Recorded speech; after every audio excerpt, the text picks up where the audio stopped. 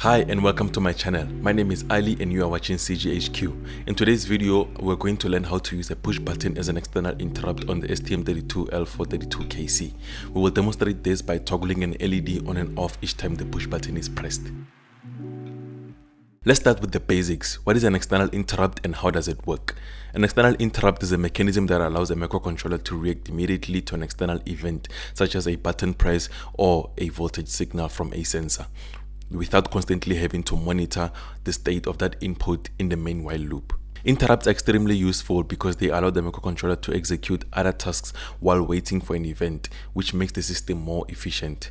When the external interrupt pin detects a change in its state, this can be when a voltage change occurs when a button is pressed or released.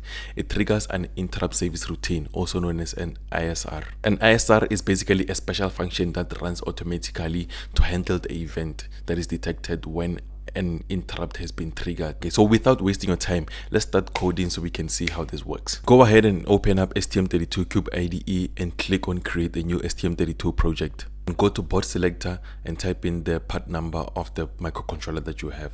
Click on the microcontroller, click next, and click on finish. For project name, you can just say EXTI for external interrupt, and we're going to use the default location to save our project. The pins that we are going to use are pins PB5 and pins PB4, with PB4 being connected to the LED. So we're going to initialize it as a GPIO output. Then pin PB5, we're going to initialize it as a GPIO external interrupt.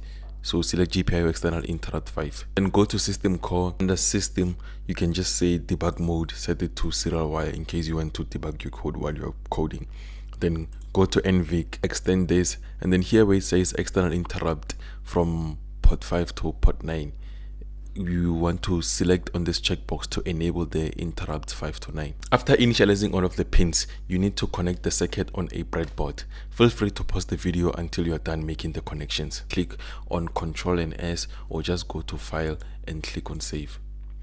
Generate the code and switch to the new perspective. When we press the button, the microcontroller might register multiple presses at the same time.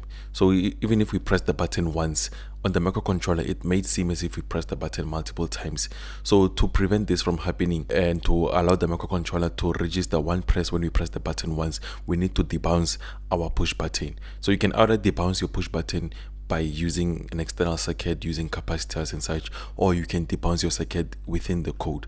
So we're going to debounce our push button in the code. So go here where it says private variables, and under user code begin PV, we're going to create two variables that we're going to use to debounce our push button. So you can just say uint, hold on Control and click space, and then we can initialize our two variables, 32-bit unassigned integers.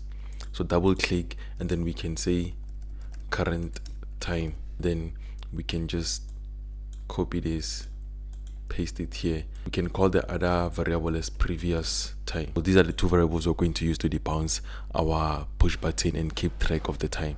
Go to where it says drivers and then extend here where it says STM32 L4 HAL driver. Then go to SRC and then look for where it says HAL_GPIO.c.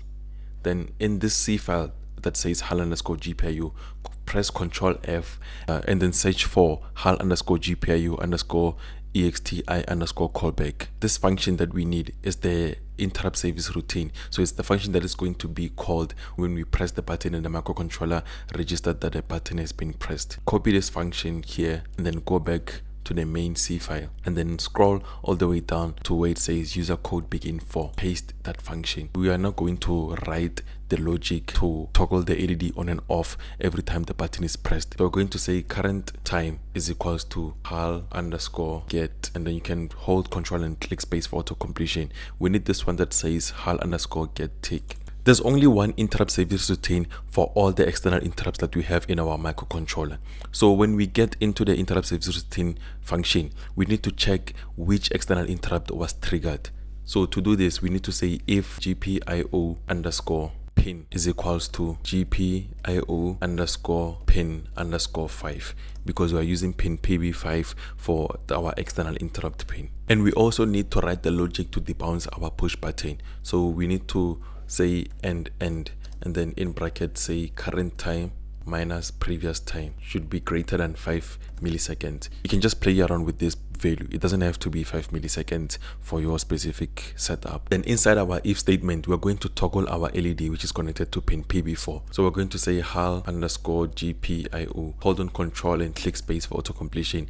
And we're going to select this one that says GPIO underscore toggle pin.